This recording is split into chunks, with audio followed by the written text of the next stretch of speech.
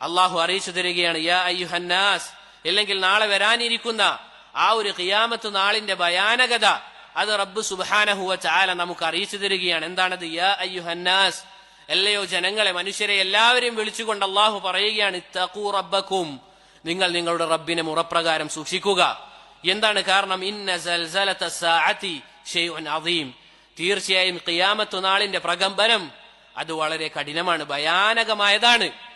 യൗമ തറൗനഹാ തദ്ഹലു കുല്ലു മുർളിഅത്തിൻ അമ്മാ അർളഅത് വതളഉ കുല്ലു ദാതി ഹംലിൻ ഹംലഹാ.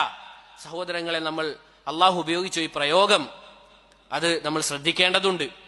അള്ളാഹു പറയുകയാണ്, ഇതാ മുല കൊടുക്കുന്ന സ്ത്രീകൾ, കുട്ടികൾക്ക് മുല കൊടുക്കുന്ന സ്ത്രീകൾ തന്റെ കുട്ടികളെ പറ്റി അശ്രദ്ധയിലായി പോകുന്ന ദിവസമാണ് ഖിയാമത്ത് നാൾ എന്നുള്ളത്. സുബ്ഹാനല്ലാഹ്, ആലോചിച്ച് നോക്കൂ സഹോദരങ്ങളെ. ഒരു ഉമ്മാക്ക് തന്റെ കുട്ടിയോട് എത്രത്തോളം കാരുണ്യം ഉണ്ടാകുമെന്നുള്ളത് നമുക്ക് അറിയുന്നതാണ്. സ്വന്തത്തിന് തന്നെ വല്ലതും പറ്റിയാലും പ്രശ്നമില്ല, എന്റെ കുട്ടിക്കൊന്നും സംഭവിക്കരുത് എന്ന് വിചാരിക്കുന്ന ഉമ്മ നാളെ ഖിയാമത്ത് നാളിൽ സ്വന്തം കുട്ടിയെ പറ്റി അശ്രദ്ധയിലാവുകയാണ്. വലിയ കുട്ടിയാണോ? അല്ല, മുലയൂട്ടുന്ന കുട്ടി. അള്ളാഹുവിന്റെ ആ പ്രയോഗം നോക്കണം, അള്ളാഹു ഉപയോഗിച്ച ആ വാക്ക് നോക്കണം സഹോദരങ്ങൾ. എന്നിട്ട് അവിടുന്ന് പറയുകയാണ്, ഇനി ഉമ്മ അല്ലെങ്കിൽ ഒരു മാതാവ് അവർ ഗർഭം ധരിച്ചയാളാണെങ്കിൽ ആ ഖിയാമത്ത് നാളിന്റെ ഭയാനകത കൊണ്ട് അവർ പ്രസവിച്ചു പോകുമെന്നാണ്. സുബ്ഹാനല്ലാഹ്, എന്തായിരിക്കും സഹോദരങ്ങളെ ആ അവസ്ഥ? എന്തായിരിക്കും ആ ഒരു അവസ്ഥ? അള്ളാഹു നമുക്ക് അറിയിച്ചു തരികയാണ്, നാളെ ഇതാ ഇങ്ങനെ ഒരു ദിവസം വരാനുണ്ട് എന്നുള്ളത്. എന്നിട്ട് അള്ളാഹു പറയുകയാണ്, വതറന്നാസ സുകാറാ വമാ ഹും ബിസുകാറാ, ജനങ്ങളെ നിനക്ക് കാണാൻ സാധിക്കുന്നതാണ് മത്ത് പിടിച്ചവരായിക്കൊണ്ട്. അവർ മത്ത് പിടിച്ച അവസ്ഥയിലായിരിക്കും നാളെ ജനങ്ങൾ ഉണ്ടാവുക. വമാ ഹും ബിസുകാറാ, പക്ഷേ അവർ യഥാർത്ഥത്തിൽ ലഹരിയോ മറ്റോ ഉപയോഗിച്ചതല്ല, മറിച്ച് എന്താണ് അതിനുള്ള കാരണം? വലാകിന്ന അദാബ് അല്ലാഹി ശദീദ്, കാരണം അള്ളാഹുവിന്റെ ശിക്ഷ അത് വളരെ കഠിനമാണ്. സഹോദരങ്ങൾ, അള്ളാഹു നമുക്ക് എത്തിച്ചു തന്നിട്ടുണ്ട്.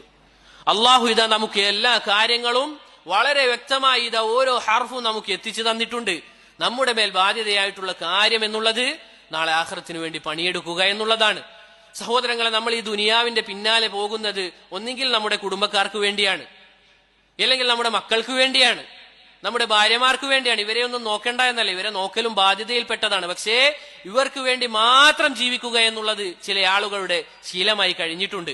ഒരിക്കലും നമ്മൾ അങ്ങനെയാകാൻ പാടില്ല, ഒരിക്കലും നമ്മൾ അങ്ങനെയാകാൻ പാടില്ല. നമ്മുടെ ആഖിറത്തിനെ മറന്നുകൊണ്ട് നമ്മുടെ കുടുംബത്തിനെ നോക്കിക്കഴിഞ്ഞാൽ നാളെ ആഖിറത്തിലെത്തിയാൽ എന്താണ് അവസ്ഥ? യൗമ യഫിറുൽ മർഉ മിൻ അഖി, സ്വന്തം സഹോദരനിൽ നിന്ന് ഓടിപ്പോകും. വ ഉമ്മിഹി വ അബി, ഉമ്മയും ഉപ്പയും സ്വന്തം മകനിൽ നിന്ന് ഓടിപ്പോകും.